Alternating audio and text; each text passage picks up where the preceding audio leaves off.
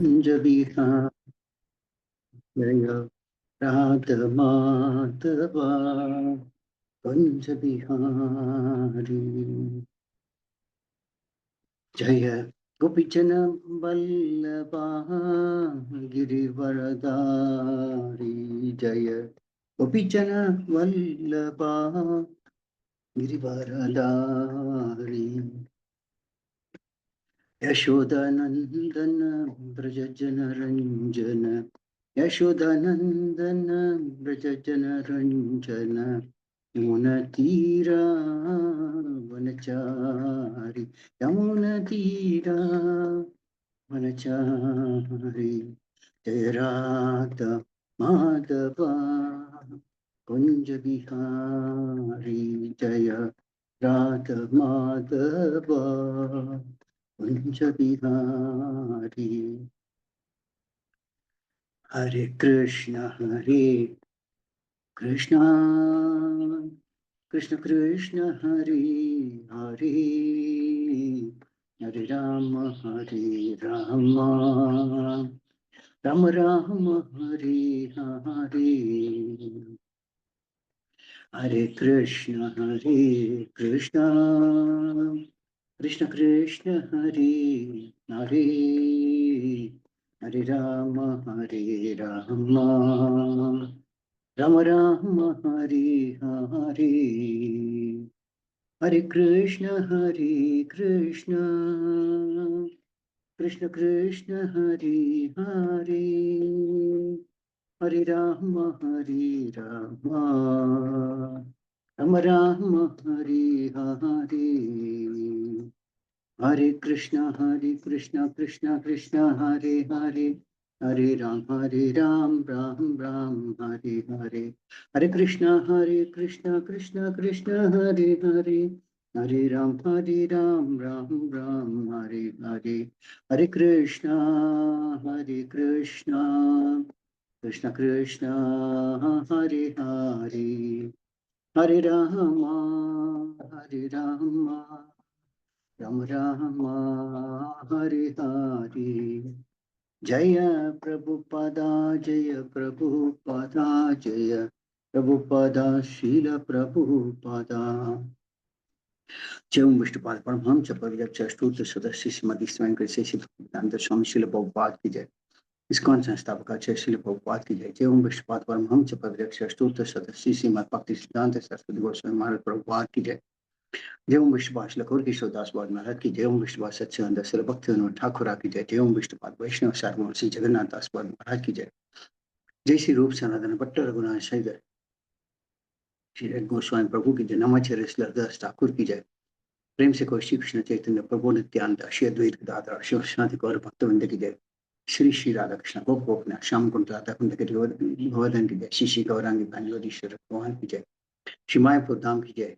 वृंदावन धाम की जय। गंगामाई की जय। अमनमाई की जय। भक्ति देवी की जय। तुलसी देवी की जय। अनंत कोटि वैष्णव श्री हरनाम संकीर्तन की जय। ग्रंथ श्रीमद् भागवतम की जय। इस्कॉन वर्तमान गुरु समाज गौरव प्रेमानंद हरि हरि बोल। All glories to the assembled Lord. All glories to the assembled Lord. All glories to the assembled Lord. All glories to Shri Guru and Shri Gauranga. All glories to Shri Prabhupada. Om Namo Bhagavate Vasudevaya. Om Namo Bhagavate Vasudevaya.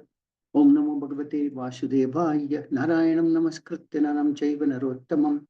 Devim Saraswati Vyasam Tato Jayamutire. Nashtaprayeshu Apatreshu Nityam Bhagavata Sevaya. Bhagavate Uttamasloke Bhakti Nama Bhavati Naishtihi. Hare Krishna. Welcome you all to the Saturday morning Srimad Bhagavatam summary study. Today we are discussing from Srimad Bhagavatam, Canto 4, Chapter 6, Text 27 till the end. I'll read some selected slokas. We start with the first sloka, Text 27. Tare Maharatna Vimana Shata Sankulam Justam Punyajana Stribhir Yatakam Sadadit Kanam. Translation Srila Prabhupada ki jai. The airplanes of the heavenly denizens are beaded with pearls, gold, and many valuable jewels. The heavenly denizens are compared to clouds in the sky, decorated with occasional flashes of electric lightning. So the pastime so far is that Daksha conducted a yajna in which he did not invite Lord Shiva, who is one of the chief among the demigods. And apart from that, he's a very great Vaishnava. So, and not only that, he told his daughter Sati not to go there for the sacrifice. She went and she was insulted, and she gave up her body. With the result, the followers of Shiva got very angry. They went and spoiled the sacrifice, contaminated the place. Then Lord Shiva, after Sati left her body, he created a demon called Virabhadra. He went and he cut off Daksha's head, and the demigods realized that Shiva was very angry. So they approached Lord Brahma, and they all are going to see Lord Shiva, in fact, who is was very upset, and they thought that Shiva is very angry. They should go and pacify him and see that somehow the sacrifices are resumed in the interest of the human society. Those reasons why the sacrifices are important and how Lord Brahma pleads to Lord Shiva and tries to pacify him, we are discussing today. Text number 27, the translation is that the denizens of heavenly planets. Now, we have, with the material eyes, we see airplanes flying in the sky to enable us to travel from one point to the other. But in the heavenly planets, they also have airplanes, but they are not like ours. They can also fly from one planet to another. Here we use the airplanes by giving fuel. The airplanes run on fuel, but the airplanes in the heavenly planets, they run on the mantras, purely they are run by mantra. It is said that the residents of Siddhaloka can fly one planet to another planet even without airplanes. So this is how powerful they are. Text number 28. While traveling, the demigods passed over the forest known as Saugandhika, which is full of varieties of flowers, fruits, and desired trees. While passing over the forest, they also saw the regions of Yaksheshwara. So all the demigods, including Lord Brahma, were going to Kailasha, to Mount Kailasha to see Lord Shiva. And on the way, they see that there are a lot of nice, beautiful forests, which are known as Saugandhika, which is full of varieties of flowers, fruits, and desire trees. So these desire trees are also mentioned in Srimad Bhagavatam as one that can fulfill all of one's desires. And the trees are of a different category in the sense the mango trees can give orange fruits, the orange trees can give pineapple fruits. They're all like desire trees. Any tree can give any type of fruits. Similarly, any flower plant can give any flowers. So on the way while passing, they also saw the regions of Yaksheshwara. Yaksheshwara is none other than Kuvera, who is the treasurer of the demigods and also is the king of the Yakshas. When you come to text number 29.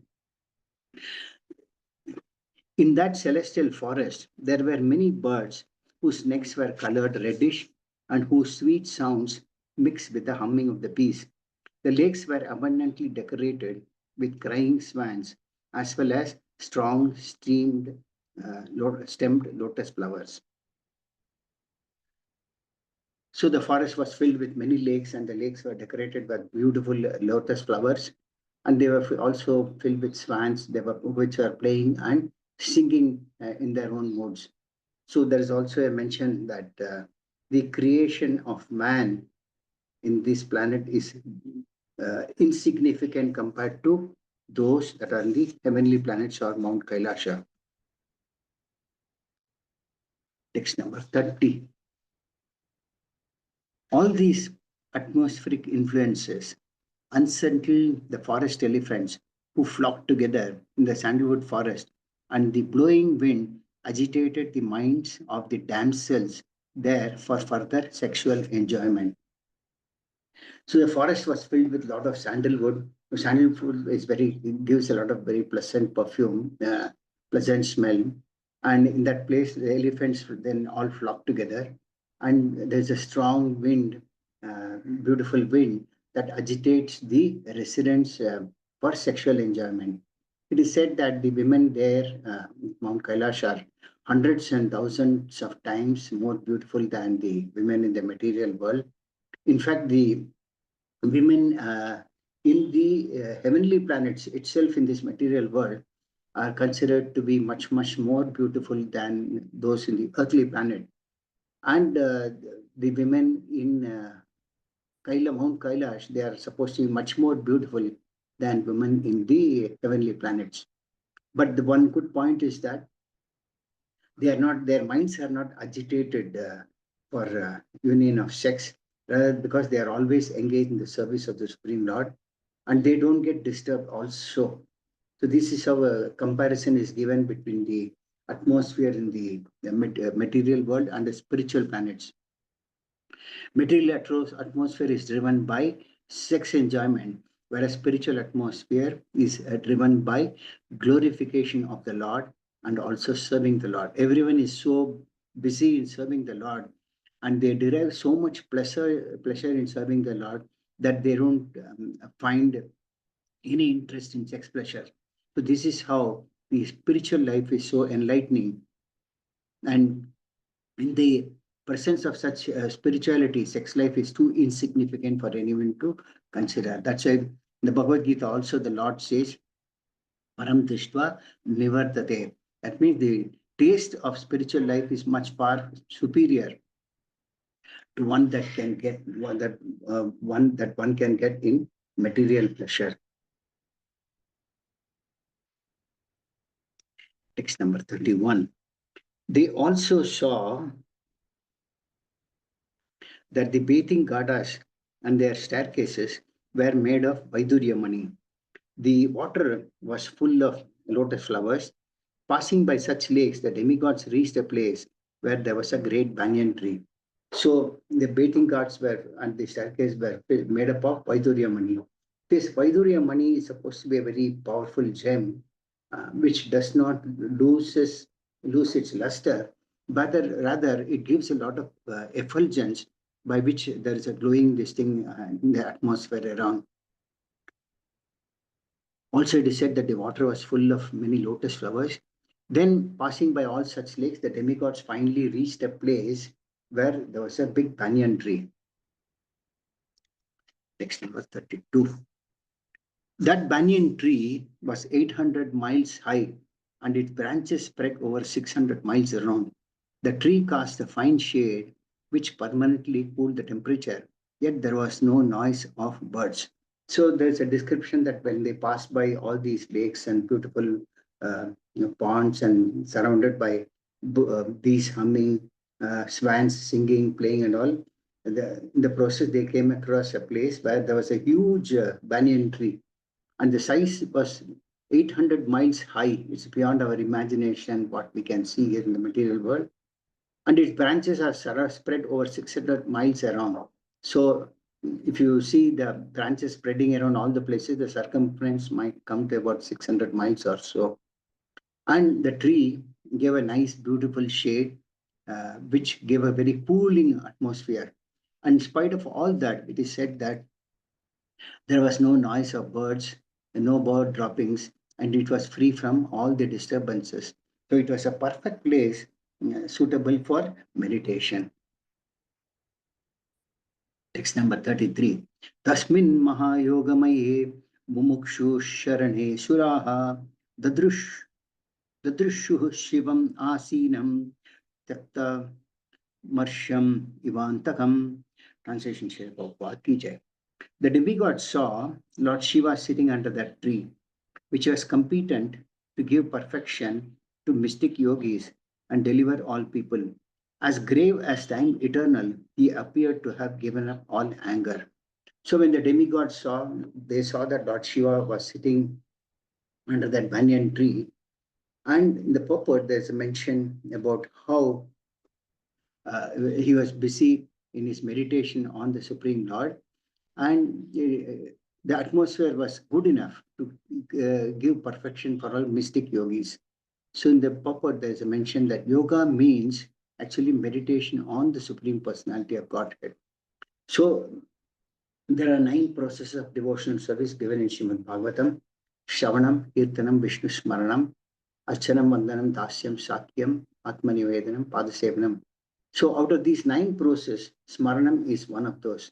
And it is said that these devotees who are engaged in meditation, they are all called Mahayogis because they are always engaged in the service of Lord Vishnu. And there were many yogis around Lord Shiva who were practicing such meditation. And they were all meditating on the Supreme Lord Vishnu. Generally, there is a mention that meditators are desirous of liberation from material bondage.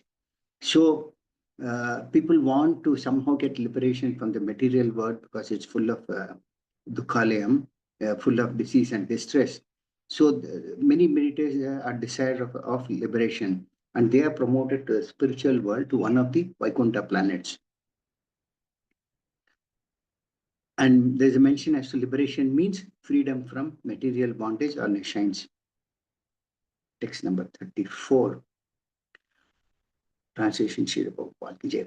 Lord Shiva sat there surrounded by saintly persons like Kuvera, the master of Guhyakas, and the 4 Kumaras who were already liberated souls. Lord Shiva was grave and saintly.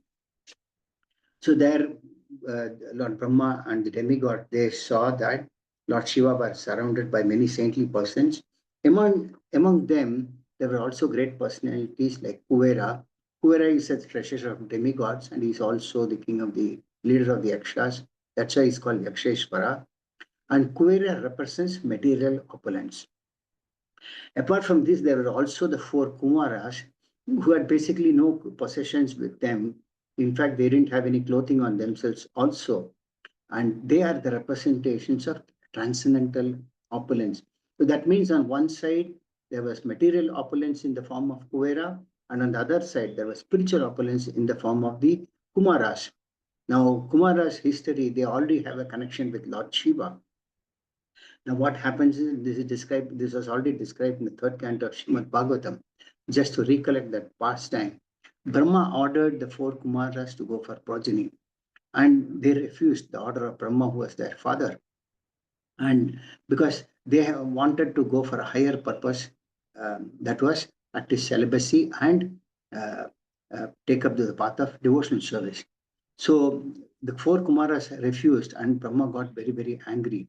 So from Brahma, from above the 2 eyebrows, Lord Shiva was born.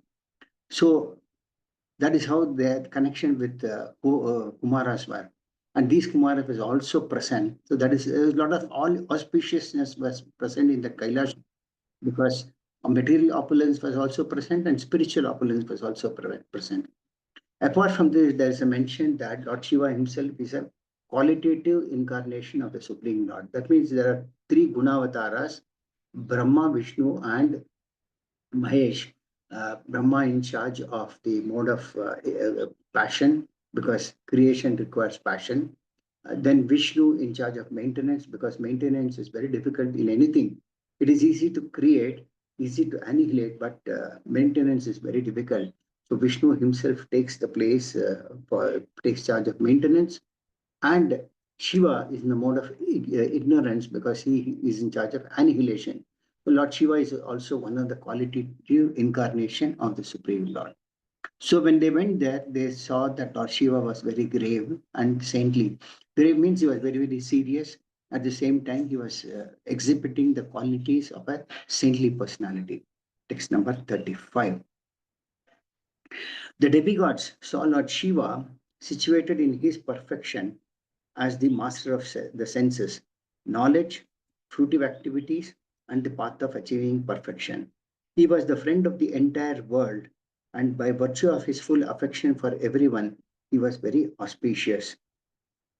So here some very important points I mentioned, that Lord Shiva is endowed with the power of knowledge, austerity, wisdom, etc. And he is a friend of the whole world. He is also known as Adishwara. Adishwara means controller of the senses. Generally, there is a tendency for the senses to be engaged in sense gratification. But by means of wisdom and knowledge and austerity, one can be situated on the path of devotional service to the Supreme Personality of Godhead. Unless and until one's senses are controlled, one cannot engage in devotional service. So Lord Shiva is means Adishwara means he is a controller of all the senses, and then generally uh, there is also a tendency. Uh, he is also an emblem of all such perfection, and therefore in the scripture it is said that Vaishnavanam Yata Shambhu. I mean, he's the greatest of the Vaishnavas. At the same time, there is mentioned in the scriptures that because contaminant senses are apt to engage in sense gratification, but Lord Shiva is elevated in all these things in terms of wisdom and austerity, then his senses are engaged in devotion service of the Lord. So they are always engaged in the service of the Supreme Personality of Godhead. So therefore, he is known as an emblem of such perfection, and therefore he is known as the best of the Vaishnavas. Also, Lord Shiva has got a great task. He always engages all the conditioned souls to be in the service of the Supreme Lord. And therefore, he has got a sampradaya called the Rudra Sampradaya. There are 4 authorized sampradayas: Brahma Sampradaya, Rudra Sampradaya, Kumara Sampradaya, and Sri Sampradaya. So one of these is Rudra Sampradaya that comes through Lord Shiva. So also they are empowered with knowledge regarding the Supreme Personality of Godhead. So this is how Lord Shiva is very, very important. Also, he is known as Lokamangala in this verse. Lokamangala means he is good fortune personified for all conditioned souls. Conditioned souls actually are in ignorance. So for them, he is all auspicious. That's why he's known as Lokamangala, because he's always engaged in thinking how to deliver these conditioned souls by engaging in them in devotional service to the Supreme Lord. Apart from this, there is a mention that Lord Shiva also appeared as Advaita Acharya in the pastimes of Sri Chaitanya Mahaprabhu. And there is a quote in Chaitanya Charitamrita also that Advaita Acharya, it is due to Advaita Acharya's prayers that the Lord appeared as Sri Chaitanya Mahaprabhu. So this is how Lord Shiva is one of the greatest Vaishnavas. Then there is a quote in Srimad Bhagavatam, 12th Canto, where Suta Goswami instructs the sages of Naimisharanya, where he says that just as Ganges is the greatest of all the rivers, Lord Achyuta is the supreme amongst deities, and Lord Shambhu is the greatest of Vaishnavas. So Srimad Bhagavatam is the greatest of all Puranas. So from this we can conclude that Lord Shiva is the greatest of the Vaishnavas. That is why he is known as Vaishnavanam Yatashambho. Text number 36. Lingam jatapasa bhishtam bhasmat danda jatachinam angena sandhya bra rucha chandralekam cha bipratam. Translation Srila Prabhupada. He was seated on a deer skin and he was practicing all forms of austerity. Because his body was smeared with ashes, he looked like an evening cloud. On his hair was a sign of a half moon, a symbolic representation.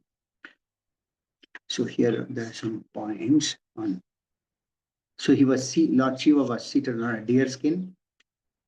Lord Shiva is a great Vaishnava, but somehow Lord Shiva also takes care of the people who are in the mode of ignorance, like the demons, and then the ghostly living beings, and so forth. So the followers of Lord Shiva, they sometimes indulge in smoking and taking intoxicants. Such practices are generally not accepted by the followers of the Vaishnava cult. So it is said that the followers of Shiva, being in the mode of ignorance, they don't follow the Vaishnava principles. So earlier it is said that Lord Shiva used to wear a dress also as a Vaishnava. This is a quote from some Puranas. But then, since his followers did not follow him, there was a confusion how to identify the followers of Lord Shiva and actually Vaishnavas also, because the followers of Lord Shiva, they used to smoke this ganja and all those things. These are intoxicants, which doesn't come into the principles of the Vaishnava cult. So thereafter, Lord Shiva changed his attire to see that their followers don't imitate. Otherwise, earlier he used to wear Vaishnava dress. For white, we wear white dhoti. So here you will see that he is dressed in saffron. Text number 37. He was seated on a straw mattress and speaking to all present, including the great sage Narada, to whom he specifically spoke about the absolute truth. So there, Narad Muni was also sitting where Lord Shiva was there, and it is specifically mentioned that he was speaking to great sage Narada Muni. Now, Narad Muni is also a great devotee of Lord Vishnu, and Narada was asking Lord Shiva about devotional service, and Shiva, was, being the topmost Vaishnava, was giving him instructions on devotional service to the Supreme Lord. So, in other words, both Lord Shiva and Narad Muni were discussing the knowledge of the Vedas, and the subject matter was devotional service to the Supreme Lord. So here we have two great Vaishnavas discussing on the subject matter of devotional service. Text number 38. Kutvorau takshine savyam padapatmam cha januni bahum prakoshte kshamalham asinam tarkamutraya. Translation Srila Prabhupada ki jai. His left leg was placed on his right thigh and his left hand was placed on his left thigh. In his right hand, he held Rudraksha beads. This sitting posture is called Virasana. He sat in the Virasana posture and his finger was in the mode of argument. So some very important nice points are given here. So it is said that the posture, sitting posture in which Lord Shiva was sitting is called Virasana according to the Ashtanga Yoga performances. So it is mentioned in the purport that along with this Virasana, there are other postures, sitting postures also like Padmasana, Siddhasana, etc., etc. But the practice of all these asanas without elevating oneself to the position of realizing the super soul Vishnu is not the perfectional stage of yoga. So yoga means to connect. Yoga means it's the actual translation of yoga means linking process. Linking process to a Supreme Lord is the real meaning of yoga, not what these current day people pretend themselves to be practicing yoga, doing some physical exercises. No, real yogis during the Satya Yuga, they used to meditate on the four-handed form of Paramatma, who is situated in everyone's heart. For that, there are so many processes like Yama, Niyama, Asana, Pratyahara, so forth. There are so many steps are there. So one of the this thing is asana. So there are so many different postures of asanas, and here he was sitting in Virasana posture. But it is mentioned that practice of all these asanas, which these yogis try to do here in current day yogis try to do, has no meaning unless and until it helps one to the position of realizing the super soul. That means these yogis used to meditate on the super soul in the heart. Other than that, it's just a physical exercise, and it is not the perfectional stage of yoga. It's just a bodily exercise. One more point that is mentioned is Lord Shiva is known as Yogeshwara, the master of all yogis. That means he is the master of all the yogis. And Krishna is also called as Yogeshwara. Yeah. Yogeshwara indicates that no one can surpass the yogic perfection of Krishna. Whereas Yogeshwara indicates, Lord Shiva is called Yogeshwara, the master of all yogis. And Yogeshwara indicates that no one can surpass the yoga practice of Lord Shiva. That means Lord Shiva is the supreme of all practice of yoga. That means Lord Shiva also meditates on the Supreme Lord only. And Krishna is known as Yogeshwara. And that means that no one can surpass the yogic perfection of Krishna. So Krishna is the master of all yogas. Another important point that is mentioned in this sloka is Lord Shiva, one hand was pointing, that is the right hand was pointing to the fingers were pointing with to the audience. I mean, we normally point the finger to the people, normally exhibiting some sort of an argument or a discussion. So this indicates this particular posture is called Tarka Mudra. and that fingers are open. The second finger is raised along with the arm. So that shows an indication that to indicate to the that there is some discussion with the audience on a subject matter. So Lord Shiva was sitting in this posture as if is discussing something with the audience. That is another symbolic representation. Text number 39. All the sages and demigods, headed by Indra, offered their respectful obeisances unto Lord Shiva with folded hands. Lord Shiva was dressed in saffron garments and absorbed in trance, thus appearing to be the foremost of all the sages. Here, some important points are discussed. So here there is a mention as Lord Shiva was meditating on Brahman. So what is this Brahman? Then generally people when we say Brahman, they think of only Brahma Jyoti. Lord Shiva was not meditating on that Brahma Jyoti. Rather, here Brahman refers to a supreme, that Brahman, that is the Supreme Lord himself. And this the pleasure that they get out of meditating on the Supreme Lord is also called Brahmananda. So when one performs meditation on the Supreme Lord Adokshaja, who is beyond all material conception, then that pleasure that is derived is called Brahmananda. It is this particular word does not refer to Brahma Jyoti. Then there is a mention of a word called Samadhi. So constant meditation on the form of the Lord is called what is called Samadhi. So many times the yogis also mention Samadhi, but real Samadhi is meditation on the form of the Lord. Samadhi means particularly concentrated attention.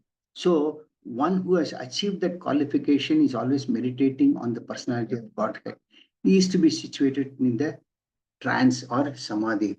And such a person enjoys Brahma Nirvana or Brahmananda. And Lord Shiva exhibited those symptoms, and therefore it is stated that he was absorbed in Brahmananda. So Lord Shiva is always meditating on the form of the Lord. So that is why he was situated on that Brahma Nirvana or Brahmananda. Another important point that is mentioned in this verse is that Yoga Kaksham.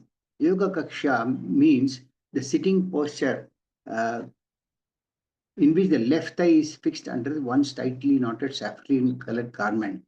The words Manunam Adyam is significant because they mean a philosopher. So Lord Shiva is also a great philosopher and he's a great thoughtful personality.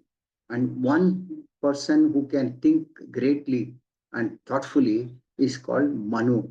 So Lord Shiva is described here as the chief of all thinkers. That means Lord Shiva is philosophically highly intelligent and he is the one who can think a lot. So he's described here as Manu because this does not refer to the Manu from whom mankind originates, but here Manu means he is the chief of all thinkers. So Lord Shiva is always thinking of the philosophy of Lord Vishnu. Then there's a mention that Lord Shiva, of course, does not engage in useless mental speculation. So Lord Shiva is always engaged in meditating on the Supreme Lord in his form. And then he is always thoughtful how to deliver the demons from their fallen condition of life. Because most of the followers of Lord Shiva are either demoniac by nature or ghostly. So he's always thinking of how to deliver them from the fallen condition of life. So he's mentioned here as a great thinker. There is also a mention that during the advent of Sri Chaitanya Mahaprabhu, Lord Shiva appeared, that is Sadashiva appeared as Advaita Prabhu. And Advaita Prabhu's chief concern was how to elevate the conditioned souls on the platform of devotional service to Lord Krishna. So during that time also, since people were engaged in useless occupation, to promote their material existence, Lord Shiva in the form of Advaita appeared, Advaita Acharya appeared to the Supreme Lord, and he prayed to the Supreme Lord to appear as Lord Chaitanya to deliver illusioned souls. So actually Lord Chaitanya appeared on the request of Advaita Acharya. Then text number 40. Translation. Lord Shiva's lotus feet were worshipped by both the demigods and demons, but still in spite of his exalted position, as he saw that Lord Brahma was there among all the other demigods, he immediately stood up and offered him respect by bowing down and touching his lotus feet, just as Vaman Dev offered his respectful obeisances to Kashyapa Muni. So we see that as soon as Brahma and all the demigods came, Lord Shiva's lotus feet are actually worshipped by both the demigods and the demons because of his exalted position. But in spite of that, when he saw Lord Brahma and all the demigods, he immediately stood up and he offered them respect by bowing down and touching his lotus feet. So examples are given, like for example, uh, Kashyapa Muni. It is said that Vamana Dev was an incarnation. When he appeared, he was an incarnation of Lord Vishnu. But though he is Lord Vishnu, he offered his respects to Kashyapa Muni, who was a saint. Similarly, when Lord Krishna was a child, he offered his respectful obeisances to his father and mother, Nanda and Yashoda also. And at the Battle of Kurukshetra, Lord Krishna touched the feet of Maharaja Yudhishthira because the king was his elder. So it appears that the personality of Godhead, Lord Shiva and other devotees, in spite of being situated in exalted position, showed by example that whenever we meet any great person, we should offer obeisances. And Lord Shiva, in fact, touched Brahma's feet also, because Brahma happens to be the father of Lord Shiva. It is from Brahma that Lord Shiva appeared. Text 41. All the sages who were sitting with Lord Shiva, such as Narada and others, also offered their respectful obeisances to Lord Brahma. After being so worshipped, Lord Brahma, smiling, began to speak to Lord Shiva. So Lord Shiva offered his obeisances to all the demigods, including Lord Brahma. After seeing this, all the others who were also sitting, like Narada Muni and others, also offered their respectful obeisances to Lord Brahma. So after being worshipped like that, Lord Brahma started to speak. So it is said that Lord Brahma was smiling. And actually the reason was that he thought that Lord Shiva would be very, very angry because of the unforeseen circumstances that happened during the sacrifice. So he thought that Lord Shiva would be angry, but then by smiling, he thought that in case Lord Shiva is irritated, by smiling, he could cool down Lord Shiva. He thought maybe Lord Shiva might be very angry because he had lost his wife and he was insulted by Daksha also. And he thought Lord Shiva could be angry, and Brahma didn't want that unforeseen situation. So he smiled at Lord Shiva. The moment when somebody starts smiling at the other person, even if the other person is angry, then he cools down. Text number 42. Brahmo vacha jane tvam isham vishvasya jagato yoni bijayoho shakte shivasya chaparam yattad brahma nirantaram. Translation: Lord Brahma said, "My dear Lord Shiva, I know that you are the controller of the entire material manifestation, the combination, father and mother of the cosmic manifestation, and the supreme Brahman beyond the cosmic manifestation as well. I know you in that way." So here we see that Lord Brahma is glorifying Lord Shiva. Though Brahma received respectful obeisances from Lord Shiva, he knew that Lord Shiva is in a very exalted position. So he glorifies Lord Shiva as if he's the supreme. Shiva is also not the supreme, but the supreme Lord Krishna is the supreme. But he's trying to glorify as if he's the supreme, because we'll read from the next few verses how Brahma offers prayers to Lord Shiva. But in the purport, there's a mention that he is the supreme representative of the supreme personality of Godhead. That means Krishna is the supreme personality of Godhead, but he's the supreme representative. In the supreme representative sense, he's the supreme. So he's a supreme means that he's a supreme representative of the material world. Just for example, somebody is representing a government in a senior position, that person is also considered as good as government because he's representing the government. But in the absolute sense, he is not the government. So Srila Vishwanath Chakravarti Thakura comments that Shiva, being a supreme Vaishnava, is a great representative of the Supreme Lord. So Brahma glorifies Lord Shiva as a supreme. So Brahma here has come to settle a dispute, and by pleasing Lord Shiva, he thought he could bring a situation under control. So Lord Shiva's position is also described in the Brahma Samhita. There is no difference between Lord Vishnu and Lord Shiva in their original position, but still, due to Lord Shiva's contamination with the material involvement, the material nature, he is different from Lord Vishnu. The example is that given that milk and yogurt are not different, but at the same time, original milk is different. Yogurt can never become milk. Original milk is Krishna, and yogurt is milk transformed into yogurt is Lord Shiva. So this is the position of Lord Shiva. Text number 43. Brahma says, "My dear Lord, you create this cosmic manifestation, maintain it, and annihilate it by expansion of your personality, exactly as a spider creates, maintains, and winds up its web." So, as a representative of the Supreme Personality, it is said that whatever is applicable to Krishna is also applicable to Lord Shiva. So, in this purport, there is a mention of a few important points. One is that Shiva Shakti. Shiva means auspiciousness, and Shakti means energy. So, there are many energies of the Supreme Lord, and he is one of the Guna avatars, which is also an energy of the Supreme Lord. Since all of them are the energies of the Supreme Lord, expansions of the all auspicious, Lord Shiva is also considered as auspicious. For example, it is given that in every university there's an education department, and somewhere there are criminal department also. Now, education department gives knowledge, while the criminal department it gives punishment. But the ultimate goal is reformation of the uh, conditioned ones. For example, by educating somebody, we may give them knowledge, but it is said that the criminal department, by giving the or punishing the criminals, it is a reformatory process for those criminals. So the goal, the ultimate purpose is that reformation of the candidates. And all the three Gunavataras, that is Brahma, Vishnu, and Shiva, they are meant to create auspiciousness by creation. Text number 44.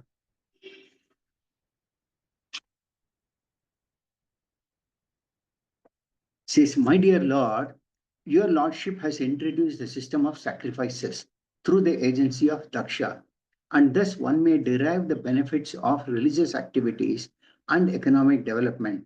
Under your regulative principles, the institution of 4 Varnas and Ashramas is respected. The Brahmanas therefore vow to follow this system strictly." So from here, from Sloka 44 to Sloka 49, Brahma gives 6 reasons as to why Shiva should come back for performing the sacrifices. So here there is a mention that the Lord established the Varnasrama system, that is the 4 Varnas and 4 Ashramas. And in the absence of that such a Varnasrama system, is mentioned that the society degrades downwards, which we see in Kali Yuga because the Varnasrama system is not in practice. The society has fallen down. Brahmanas have fallen down. So Brahmanas, Kshatriyas have fallen down, Vaishyas have fallen down, and Shudra, everyone is in the platform of Shudra. So in the absence of such a system, the society degrades downwards. So here Brahma is asking Lord Shiva to start that sacrifice and protect the Varnasrama Dharma. Now Daksha was already dead. His head was cut off by Virabhadra, and there was no one to initiate the Dharma again. So for materialistic persons, it is very necessary that following of the Varnasrama system is a must. And to initiate that, Brahma is putting a petition that Daksha has to be revived because he is the one for which sacrifice, who can revive the sacrifices. So for conditioned souls, Varnasrama Dharma is necessary to elevate them. That means the focus of the Varnasrama Dharma is Dharma, Artha, Kama, and Moksha. But in the Chaitanya Charitamrita, there's a mention that Varnasrama Dharma is Kaitava Dharma. That is, it's a sort of a cheating religion because it is materially motivated. Those who are followers of the material varnashrama dharma, their ultimate goal is dharma, practice religiosity, for artha, that means for sense gratification, kama, enjoy senses, and then liberation. So religiosity, economic development is artha is second is economic development. With economic development, try to enjoy the senses, and finally, when if you get fed up, try to attain liberation from the material world. But Shastra has explained that trying to attain liberation is also a sense gratificatory process. So therefore, it is said that Varnashrama Dharma is a Kaitava Dharma or a cheating religion. But for materialistic person, it is necessary to follow the Varnashrama system, otherwise the society degrades. But for devotees, Srila Bhaktivinoda Thakur has established the Daivi Varnashrama system, by which the goal is devotional service, which is transcendental. Daivi means transcendental at the same time while maintaining the Varnashrama system. But the goal is devotional service, which is transcendental to the three modes of material nature. So here, this is the first one in which Brahma is pleading Lord Shiva to complete the sacrifices, because the Varnashrama system has to be re-established. Text number 45. He says, O most auspicious Lord, you have ordained the heavenly planets, the spiritual Vaikuntha planets, and the impersonal Brahman sphere as the respective destinations of the performers of auspicious activities. Similarly, for others who are miscreants, you have destined different kinds of hells, which are horrible and ghastly. Yet sometimes it is found that their destinations are just the opposite. It is very difficult to ascertain the cause of this. So here Brahma is giving the second reason. He says that one who acts piously is promoted to heavenly planets, and one who acts impiously is punished. But many times we see that the opposite is happening. He is asking why Daksha was punished. So Srila Vishwanath Chakravarti Thakura, in his commentary, gives an example that the argument that Brahma is putting forward is that Ajamil, he was a sinful personality, but he was promoted in that, whereas Daksha is punished. Uh, and here he mentions that Daksha is a pious person, but he committed a mistake. That means Daksha was a very pious personality by nature, but he committed a mistake. So he says that a devotee always submits himself to the Supreme Lord. And even if the devotee is to be punished, a devotee is punished, a devotee should not complain. Rather, he should continue to do devotional service. So here, Brahma is pleading that just like Ajamila was promoted to the spiritual planets, similarly, Daksha should be revived and he should be saved. This is the second reason he gives. Text number 46. He says, My dear Lord, devotees who have fully dedicated their lives unto your lotus feet certainly observe your presence as Paramatma in each and every being. And as such, they do not differentiate between one living being to another and another. Such persons treat all living entities equally. They never become overwhelmed by anger like animals who can see nothing without differentiation. So this is the third reason that Brahma is putting. He says, when the Supreme Personality of Godhead becomes angry or kills a demon, materially this may appear as unfavorable. But spiritually, even if the Lord kills, it's a blessing upon the concerned person. Therefore, he says, pure devotee should not make any distinction between the Lord's anger and his blessings. So, whether Lord's anger or Lord's blessing, they are all the same.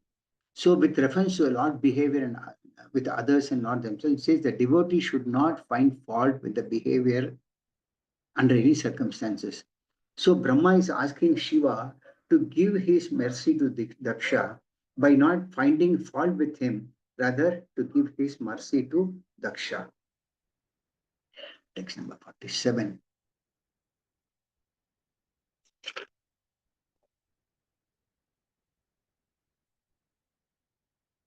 Here he says, persons who observe everything with differentiation, who are simply attached to fruitive activities, who are mean-minded, who are always pained to see the flourishing condition of others, and who thus give distress to them by uttering harsh and piercing words, have already been killed by providence.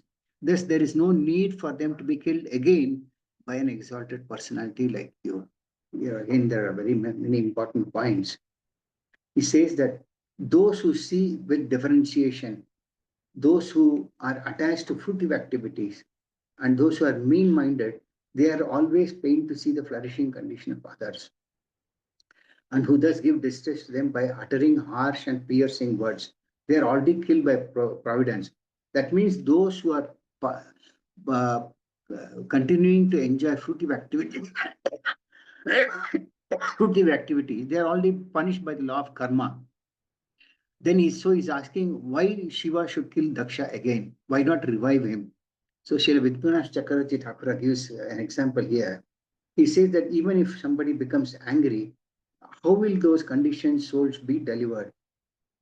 So he gives an example of in the Chaitanya Charitamrita, when Madai was going to when Madai hit Nityananda Prabhu with a stone and blood started coming out, Chaitanya Mahaprabhu in fact immediately rushed towards with his Sudarshan Chakra to kill uh, Madai. But Madai, Nityananda Prabhu pleaded with Chaitanya Mahaprabhu that you have come here to deliver the conditioned souls, and if you are going to take the Sudarshan Chakra and kill Madai, everyone in the material world is Madai only. So how will they be elevated? You have come to give them mercy, but how are you saving them by killing them? So Nityananda Prabhu in fact pleaded, and thereafter Chaitanya Mahaprabhu retracted the Sudarshan Chakra, and that's how Madai was saved, based on Nityananda Prabhu's petition to Chaitanya Mahaprabhu. So similarly, Brahma is pleading with Lord Shiva that he should revive the Daksha again instead of killing him again, because already Daksha is killed by the law of karma. So you should not kill him again. Text number 48. He says, my dear Lord, if in some places materialists who are already bewildered by the insurmountable illusory energy of the Supreme Godhead sometimes commit offenses, a saintly person with compassion does not take this seriously. Knowing that they commit offenses because they are overpowered by the illusory energy, he does not show his prowess to counteract them. So here, the qualities of a saintly person is described. It is said that the beauty of a saintly person or a tapasvi is forgiveness. There is nothing greater than forgiveness. So he says that if in some places materialists who are already bewildered, so materialists are already bewildered by the insurmountable illusory energy of the Lord. Devi Esham Gunamai Mama Maya Durataya. Because they have not taken shelter of the Lord, they are bewildered by the external energy of the Lord, which is uh, Maya. So they're already bewildered. So even if they commit some offenses, it is mentioned, there are many instances in the spiritual history of the world in which many saintly persons, although harassed, did not take action, although they could have done so. So some examples are given. For example, Parikshit Maharaj was cursed by a Brahmana boy to be bitten by a snake and die within 7 days.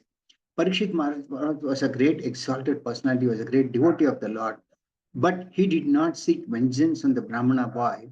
Rather, he thought that this is a mercy of the Lord, that he was cursed by a Brahmana boy, and that mercy became what we see as the for him to hear Srimad Bhagavatam, which we are discussing today. But later, the Brahmana boy also regretted his mistake by his father's counsel. But Parikshit Maharaj accepted that curse in the right spirit and agreed to die within a week as the Brahmana boy desired. So Parikshit Maharaj was the emperor, as he said, and he was in full power, both spiritually as well as materially. But out of compassion and out of respect for the Brahmana community, he did not counteract that action of the Brahmana boy, but agreed to die within 7 days. So here Srila Vishwanath Chakravarti Thakura comments that whenever there are souls, wherever there are souls which are controlled by Maya, devotees show their mercy to them. Devotees being tolerant should be merciful to enemies also. So this is what Vishwanath Chakravarti Thakura says, that the world is full of conditioned souls who are controlled by Maya. But devotees should be merciful enough to these conditioned souls. So, being tolerant, they should be merciful to enemies also. So, it is mentioned that the power of forgiveness is the greatest benediction of the Lord. So, when one forgives such conditioned souls, the Lord becomes very pleased, and it is to be exercised in the material world. And the example is given that about Parikshit Maharaj. It is said that Prahlad Maharaj also asked for forgiveness for his father, because his father Hiranyakashipu tortured Prahlad Maharaj by throwing him, putting him to the fire, throwing him from the top of a hill, and so many atrocities Hiranyakashipu committed on his son Prahlad Maharaj. But later, when the Lord, as Narasimhadev, killed Prahlad Maharaj, Narasimhadev asked, "What is the benediction would you like to take?" Initially, Prahlad Maharaj refused to take any benediction, saying that he is not doing business with the Lord. But then, when the Lord was insistent, he said that if at all anything you need from me, then you want any this thing from me, I please ask forgiveness for my father. So this is how Prahlad Maharaj prayed for the deliverance of his father. And Narasimhadev said, yes, he has already been delivered. Another example that is given is about Haridas Thakura. So Haridas Thakura was beaten in 22 marketplaces. And while he was being beaten in the marketplaces, it is said that mentioned that Haridas Thakura was praying for those who beat him in that marketplace. So that was the costless attitude of forgiveness that Haridas Thakura, Prahlad Maharaja, Parikshit Maharaj, that they all exhibited. So here, Brahma is telling Lord Shiva that you are a great tapasvi and you are a great saintly person, and one of the qualities is forgiveness. So please forgive Daksha and revive him. Text number 49. This is the last excuse that reasoning that Brahma is giving. He says, "My dear Lord, you are never bewildered by the formidable influence of the illusory energy of the Supreme Personality of Godhead. Therefore, you are omniscient and should be merciful and compassionate towards those who are bewildered by the same illusory energy and are very much attached to fruitive activities." So it is mentioned here that a Vaishnava is never bewildered by the illusory energy, that is Maya. Srila Prabhupada mentions in the sloka from Bhagavad Gita, Daivi Sagunamai Mama Maya Duratya. So a Vaishnava should take care of those who are bewildered by Maya instead of being angry with them. Because without a Vaishnava's mercy, conditioned souls cannot be delivered. So it is said that those who are condemned by Maya have to be rescued by the mercy of devotees only. So those who are fallen a victim to Maya, they have no means of being delivered from this material world.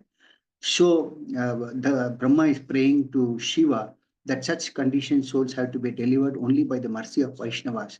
Srila Prabhupada mentions a verse which is very popular, known to everybody, Vancha kalpatarubhyascha kripasindubhya evacha patitanam pavanebhyo vaishnavebhyo namo namaha.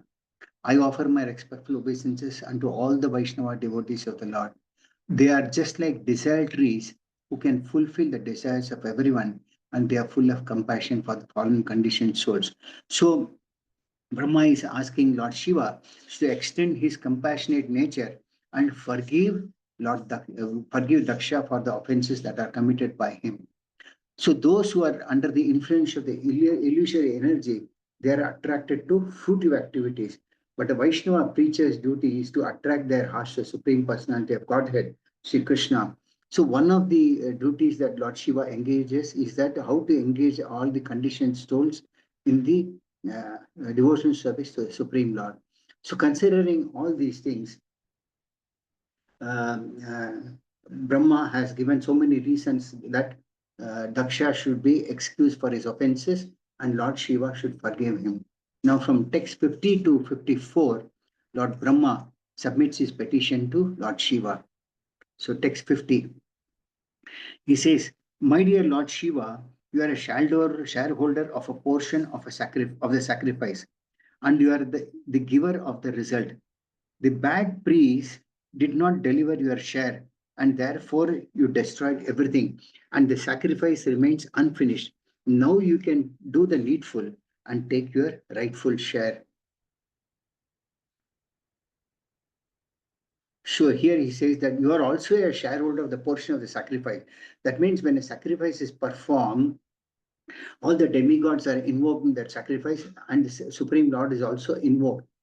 So after the performance of sacrifice, when the sacrifice is properly performed, the results of these are offered to Lord Vishnu, who in turn offers back the results to the demigods, because they are the recipients of of a share of the sacrifice. So it is not that nowadays, if we see whenever a yajna is performed, people perform inviting only the demigods, but they forget to invite the Supreme Lord. But actually the process is all the demigods are also invited, and the Supreme Lord is also invited for the sacrifice. The sacrifice is incomplete without any of the demigods, and is also incomplete or unsuccessful without inviting the Supreme Lord, who is the supreme enjoyer of the sacrifices. The Lord himself says in Bhagavad Gita, Bhoktaram Yajna Tapatam Sarvaloka Maheshwaram. So the enjoyer of all these sacrifices is none other than Supreme Lord Krishna. And when the Lord is not invited, the sacrifice is unsuccessful. At the same time, it is said that if the demigods are not invited in the sacrifice is not complete, it is incomplete. So here in this sacrifice performed by Daksha, he did not invite Lord Shiva. He thought that Lord Shiva, after all, is an insignificant personality. He did not realize Lord Shiva's exalted position spiritually, because Daksha was a materialist. He thought Lord Shiva must be a person like him. But Lord Shiva is a great Vaishnava, and he did not invite Lord Shiva. And being insulted by that, Sati gave up her body. So here he says, by your mercy, you may bring back. Yeah. So you are a shareholder of the portion of the sacrifice, and you are a giver of the result also. Of course, the result is given by the Supreme Lord Krishna. So whenever Lord Shiva is glorified, actually Lord Krishna is glorified, is mentioned by our acharyas. Then he said, the bad priest did not deliver your share, and therefore you destroyed everything. So the priests of Daksha, they did not deliver Lord Shiva's share, because Lord Shiva also did not participate. So therefore everything was destroyed, and the sacrifice remains unfinished. So the sacrifice is now unfinished.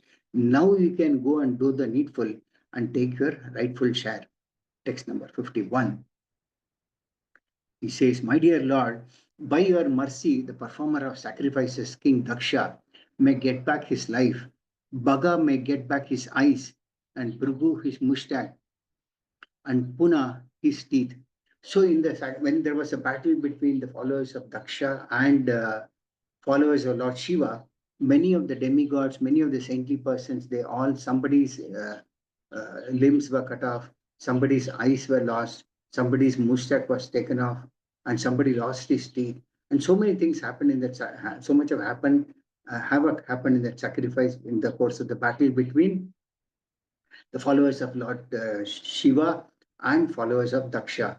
So now he is praying, by performing this sacrifice, let Daksha's life be revived, and let him get back his life.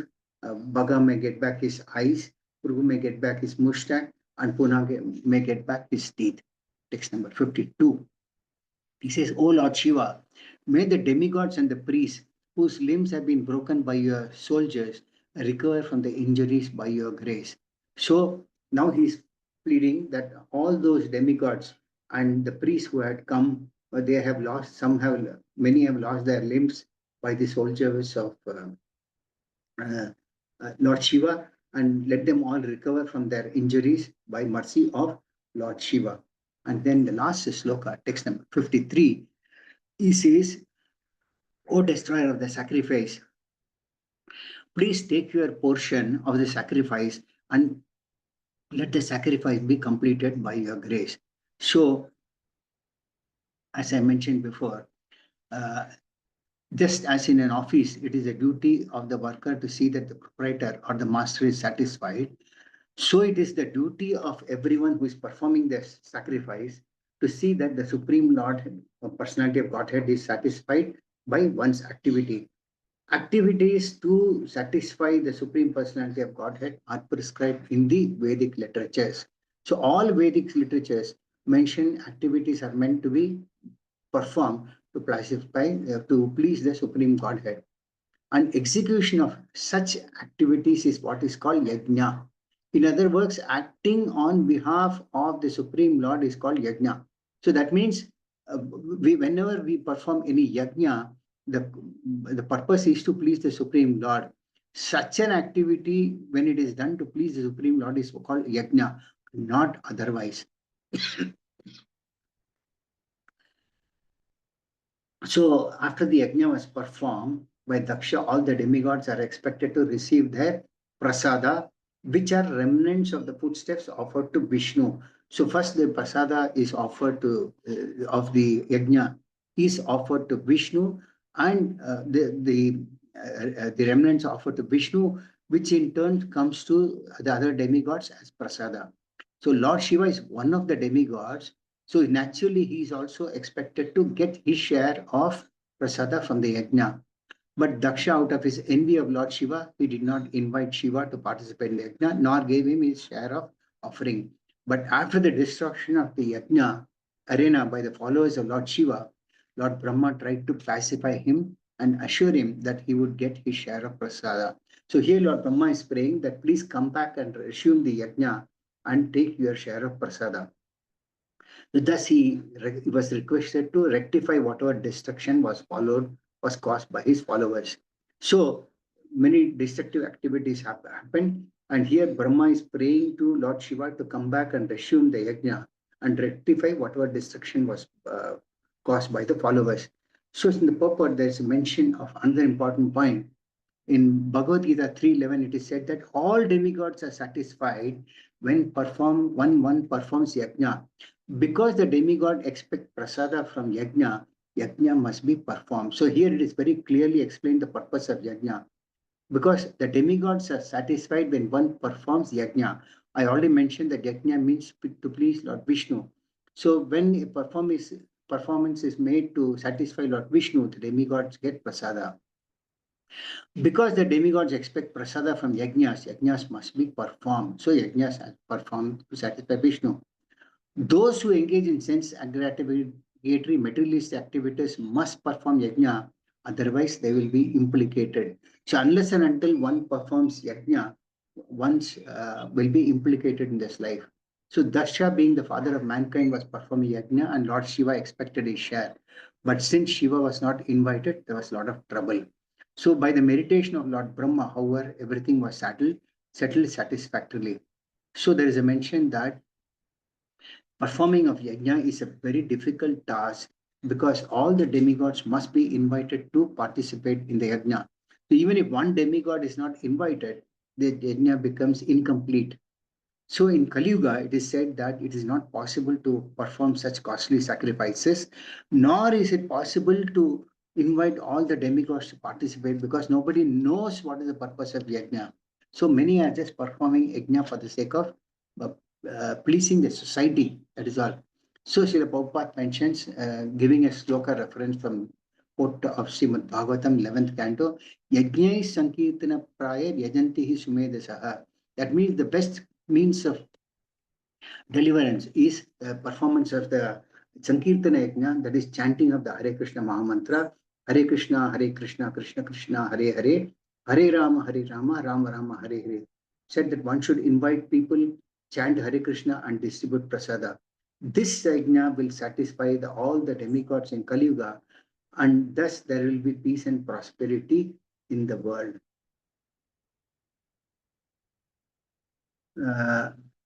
So there is one last point before I conclude the class. One difficulty in performing the Vedic rituals is that if one fails to satisfy even one demigod out of the many hundreds of thousands of demigods, just as Daksha tried to fail to satisfy Lord Shiva, there will be disaster. So there are many hundreds and thousands of demigods. So if only one demigod is not invited for the sacrifice will be a disaster, just like Daksha failed to satisfy Lord Shiva. So it is said that in this Kali, age of Kali, one should perform the Sankirtan Yajna of chanting the Hare Krishna Mahamantra, by which Krishna will be pleased and by which all the demigods will also be pleased automatically. So with this, I conclude the class for the day. If anybody has got any questions or any comments, they can ask me in the next couple of minutes.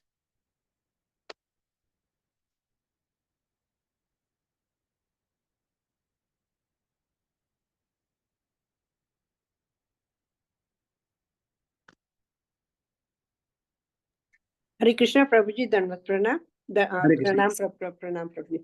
Prabhuji, I just want, just a little confused. Prabhu, when you say like Vishnu, Lord, Supreme Lord is this thing of the yagna, then why is it necessary to call the demigods?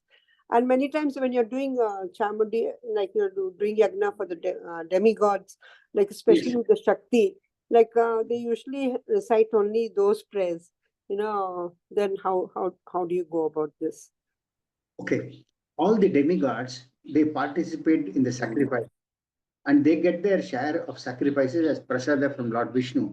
So the purpose of the yajna is to invite the Supreme Lord and he gives his prasada to these demigods.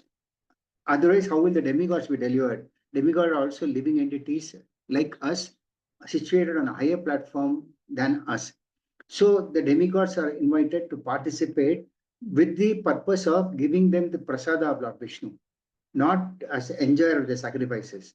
So this was possible during the Satya Yuga, not Satya Yuga, Treta Yuga, when sacrifices were established. Like, for example, when we invite a chief guest, the other associates of the chief guest are also invited, isn't it? So when the prime minister comes, he does not come alone, he comes with his ministers. Similarly, in these yajnas also, first Lord Vishnu is invited and the demigods are invited as a means to sacrifice the Supreme Lord, not as a means of enjoying the sacrifice. That is a difference. But nowadays, if you see yajna, they invite the demigod, but they don't invite the Supreme Lord. But the system is that they are invited as being associates of the Supreme Lord, not independent of the Supreme Lord. Yes, Prabhuji. But when you're doing Chamundi Yagna and all that, they only chant Durga Shastra, this thing. How does that work? Or when you're doing Narsimha Yagna, we only doing Narsimha, this thing. How does that? So in the purport, Srila Prabhupada mentioned that in this age of Kali, it is not possible to invite so many demigods in yajnas. But in the Sankirtana Yajna, when Lord Krishna is invited, it is said that automatically all the other demigods are invited because we don't even know the names of the demigods, most of them. So it is said that when one chants Hare Krishna Mahamantra and by pleasing Krishna, one can satisfy all the demigods automatically. So for Kali Yuga, this sacrifice are not recommended. Only Harinam Sankirtan is recommended. Hare Krishna, Prabhuji. Yes, Mataji. Prabhuji, I can't remember the occasion, but I sometimes watch Mayapur live TV. I saw them performing yajnas. Yes. So when it is not recommended, why are they performing? One thing is that Srila Prabhupada mentioned that even when he inaugurated the Vrindavan temple, you all know in the Krishna Balaram temple in Vrindavan, he recommended performance of the Sankirtan Yajna. But then to the common man, this common public in the society does not accept this Harinam Sankirtan. So he did both. He performed the Harinam Sankirtan at the same time he all asked them to come and perform the Yajna. One can live without even performing these yajnas, but then it has become a practice that wherever there is any function, these yajnas should be performed. But then if you see the yajnas that are performed by the devotees of ISKCON, they perform with the mood of pleasing the Supreme Lord and not the demigods. Okay. It is not done as a ritual.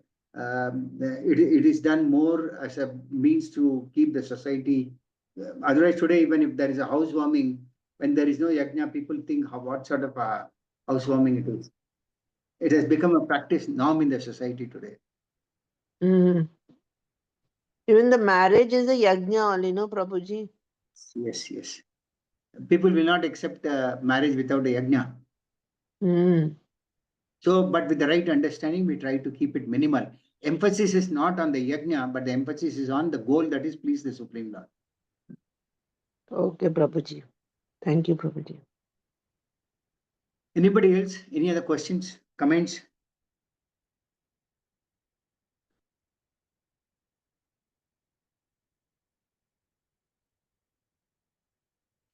If not, can I take the class as closed? Okay. Thank you all very much. Grantaraj Srimad Bhagavatam ki jai. Srila Prabhupada ki jai. Thank you, Pranam.